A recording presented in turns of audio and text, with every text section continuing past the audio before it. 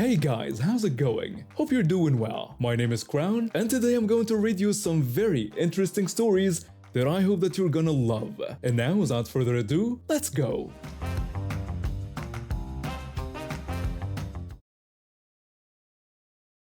I work as a delivery driver, so I needed reliable transportation that could carry packages and equipment. Money was tight, so I ended up at one of those buy here and pay here dealerships. You know the type? They finance anyone with a pulse, but the cars aren't exactly pristine.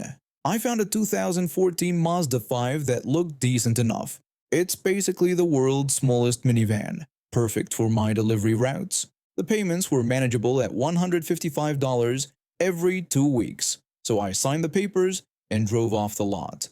Everything seemed fine for the first few weeks. The van ran well, had decent space for my work supplies, and got me where I needed to go. I was actually pretty happy with my purchase until Christmas rolled around. My family lives about 3 hours away in a small rural town. We packed up the van and made the drive for Christmas dinner. Everything went great, good food, family time, the works. But when we went to leave that evening, the van was completely dead.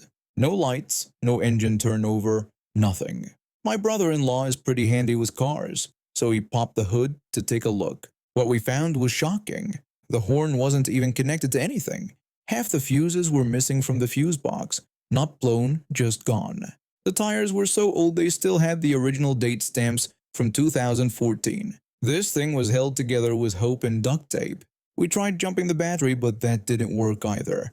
So we hooked up a diagnostic computer and it showed several error codes. The big one was something called an immobilizer system that I didn't even know the van had. I called AAA for a tow, but the representative told me they couldn't get a truck out to us under my basic membership since we were in the middle of nowhere. We had to call a local tow company and pay out of pocket, with AAA promising to reimburse us later. My family let us borrow their car to get home, and the van got towed to a nearby shop.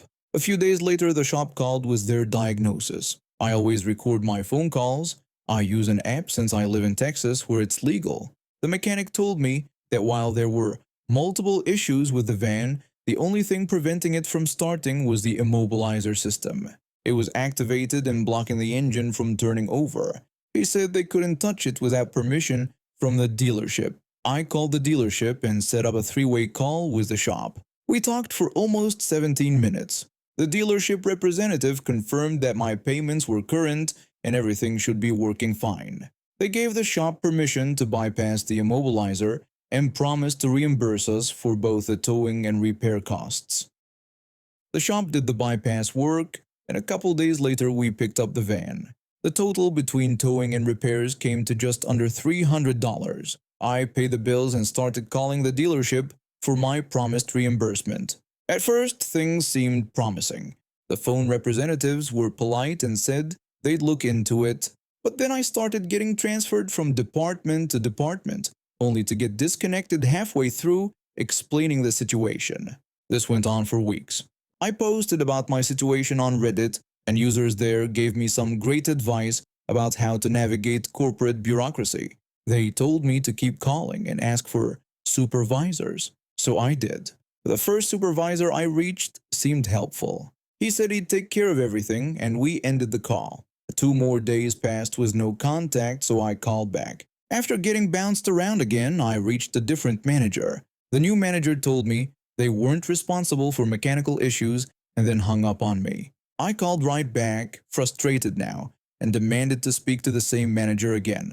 I told him I had recordings of all our conversations, including the 3-way call where his company authorized the repair and promised reimbursement. He mocked me, asking if I was really going to take them to court over $296.47.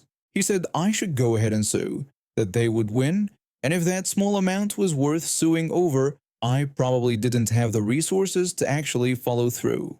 I hung up and drove straight to the courthouse to file a small claims lawsuit. The justice of the peace was very helpful and explained my options. I could pay for a constable to serve the dealership, or I could take the papers directly to them and try to resolve it in person first. Since money was tight and the manager was right about my limited resources, I chose the cheaper option. I spent the next few days transcribing phone call recordings, gathering all my receipts and paperwork, and filling out the legal forms. Reddit helped me figure out how to identify the proper legal agent for service. Once everything was ready, I headed to the dealership's main office. I waited in line at their payment center, watching the name tags of the employees. When I saw John, the same name as the manager who told me to sue, I knew this was going to be interesting. I asked to speak with John, and he came over and sat across from me at a small table. I introduced myself and mentioned that we had spoken on the phone a few weeks ago about my reimbursement claim. I could see the recognition dawning on his face when I explained the situation again. He started to dismiss me with the same attitude, but I cut him off. I told him that he had told me to sue, so here I was with all my evidence and the lawsuit papers, giving him one final chance to make this right before filing at the courthouse. His attitude changed immediately when he saw the official court documents. I showed him all my recordings, receipts, and the three-way call transcript. He asked if I still had the actual audio recordings, and I told him I could email copies. We sat there for about an hour while he read through everything. I was getting impatient, so I gave him an ultimatum. I told him that if something wasn't done today, I was heading straight back to the courthouse to file the lawsuit. I also mentioned that I would add emotional distress damages and whatever else the clerk suggested I could claim. Plus, send copies of everything to every email address on their corporate website. The clerk at the courthouse had been very helpful with suggestions about what I could include in my claim. A woman in an expensive business suit came rushing over. She demanded to know what was going on, and John explained the situation. I could see her getting more upset by the minute when she realized how badly this had been handled. She introduced herself as someone way up the corporate ladder, John's boss's boss's boss. She told me this should never have gotten this far and promised they would make it right immediately. She gave me her personal cell phone number and email address, took my lawsuit papers, and assured me everything would be resolved. The next Monday at exactly 8 o'clock in the morning, my phone rang. It was the executive asking if it would be acceptable to credit $500 to my account instead of cash reimbursement. I agreed, and she told me they were applying it as payments, which meant I wouldn't have to pay for several weeks since my payments were only $155 each. I asked her why it took threatening a lawsuit just to get what was promised in the first place. She laughed and said it shouldn't have, then mentioned that certain people were no longer employed at the company. Today was supposed to be my next payment day, but when I went to make it, the system showed it was already covered by the credit. The power suit lady kept her word, and apparently John learned that telling customers to sue isn't the best customer service strategy. So this happened during the lockdown, and I still can't believe how crazy this woman was. I work in tech support for a big company, and when everything shut down, I was one of the lucky ones who kept my job. The catch was I had to work from home 8 hours a day, 5 days a week, staring at my computer screen the whole time. My roommate works at the hospital as a nurse, so she was gone most of the time, and we barely talked during those months. I'm talking maybe 150 words total between us during the entire lockdown. It was pretty isolating. When I finished spending all day inside with barely any sunlight or human contact, my eyes would be killing me by evening. The only thing that kept me sane was sitting on my front porch. I'm really lucky because my house sits on a hill with this amazing view of the city and the bay. I'd sit out there watching the sunset, listening to the wind through the trees and birds singing. It was the only peaceful part of my day. This particular evening, about 2 weeks into lockdown, I was doing my usual routine. I'll be honest, I had a couple of beers before going outside because everything was so stressful. I was just zoned out enjoying the sunset when this woman came walking up to my porch.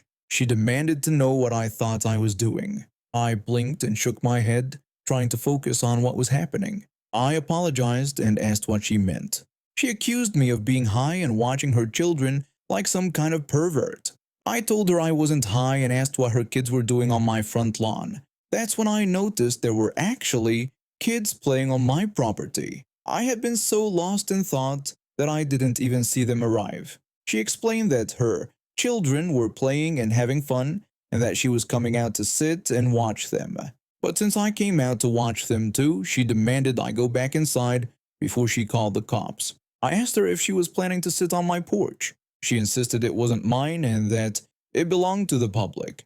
I told her that she was on my property, her kids were on my property, and that she couldn't call the cops on anyone but herself for trespassing and breaking social distancing rules. I asked her to please leave. She refused, claiming her children weren't trespassing and were allowed to use the area because it was public property. She demanded for the second time that I go inside before she called the police.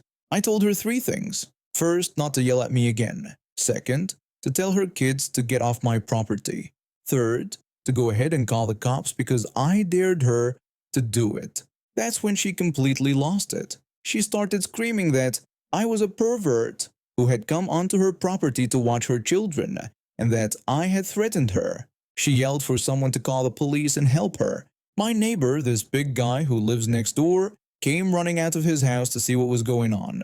He asked what was happening and who this person was. I told him honestly that I had no clue. But this woman wasn't done.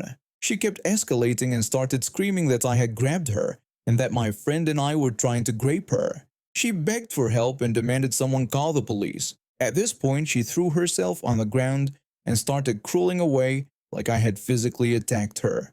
Her kids were all crying now, completely traumatized by their mother's behavior. My neighbor looked at me like he couldn't believe what he was seeing. He joked about what he had told me before about staying away from crazy women.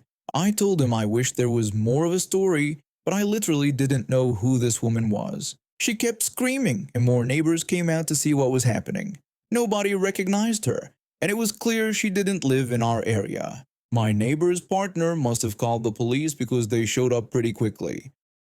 When the cops arrived, she ran over to them screaming that I had tried to kill her. The officers immediately thought I was the problem. I don't blame them for doing their job, but I was scared when they pulled their tasers on me and made me get on the ground. Thankfully, my neighbor and his partner were able to talk to one of the officers and explain what they had witnessed. The officer asked if I knew this lady. She was still screaming in the arms of another officer, with her kids crying.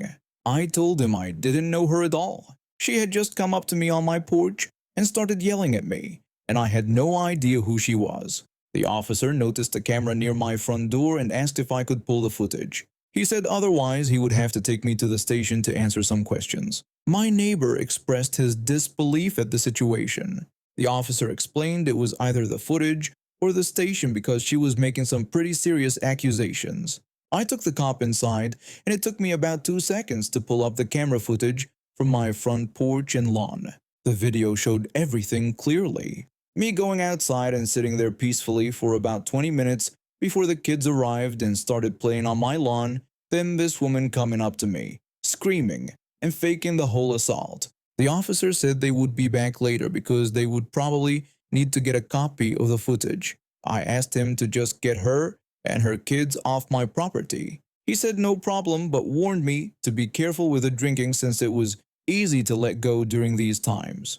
The cop went back to tell her that she had to leave, and that's when she went completely insane. She started screaming at the male officer, calling him sexist for not believing her a real victim of assault. But here's where it got really crazy. One of her kids kicked the cop, and another one jumped onto the hood of their patrol car and started jumping up and down on it. When the officer's partner grabbed the kid and pulled him off the car, this woman completely snapped. She threw a punch at the officer and then started kicking him when he went down, all while screaming at him for assaulting her child. It felt pretty good seeing her getting tasered. 2 more police cars showed up, each with 2 officers. She got taken away, still screaming, and her kids got taken into care. I spent the rest of that night sitting near the fence with my neighbor on the other side, having some drinks and talking about what had just happened. We had to give statements about everything, and I made a copy of the camera footage for them. Thankfully, the camera angle showed the officer being assaulted and the kid jumping up and down on the patrol car. The police had everything they needed to put her behind bars for a very long time. My daughter just turned 12 and is in 6th grade. She's always been a sweet kid, but middle school has changed her. She's become more concerned about fitting in with the popular crowd at school. When her birthday was coming up, she begged me to have a cool party instead of our usual family gathering at home. I agreed to rent out the new laser tag place that opened nearby. She was over the moon and spent weeks planning everything: the decorations, the color scheme, even designing her own invitations online. When I offered to print invitations for all the girls in her class, she said she wanted to invite everyone except 2 girls. I asked her why she didn't want to invite them and if they had been mean to her. She told me no, but said nobody liked them anyway because they dressed weird and were boring. Everyone at school thought so too. This bothered me. I've noticed my daughter's friend group has become pretty judgmental lately, and I didn't want her excluding kids for such shallow reasons. I told her that if she was inviting literally every other girl in the class, she needed to invite those 2 as well. It wasn't fair to leave out just 2 people. She threw a fit and said it wasn't fair because it was her birthday and it was supposed to be her day. But I stood my ground and made her include those 2 girls on the invitation list. The day of the party arrived and everything seemed to be going well at first. The laser tag arena was decorated perfectly, and most of the girls showed up excited and ready to play. The 2 girls I had insisted she invite arrived right on time with thoughtful gifts. That's when I met Karen. Karen was the mother of one of the popular girls in my daughter's class. She walked into the laser tag place like she owned it, wearing expensive clothes and carrying a purse that probably cost more than my car payment. She made some comment about how nice the party was, but said she was surprised I had invited everyone. Her daughter had told her about the situation with those 2 girls who didn't really fit in. She said her daughter mentioned that I had forced my daughter to invite them. I asked what situation she was talking about. She explained that she understood I was trying to be inclusive, but this was going to ruin the party for the other girls. Those 2 didn't belong here and were going to bring down the whole vibe.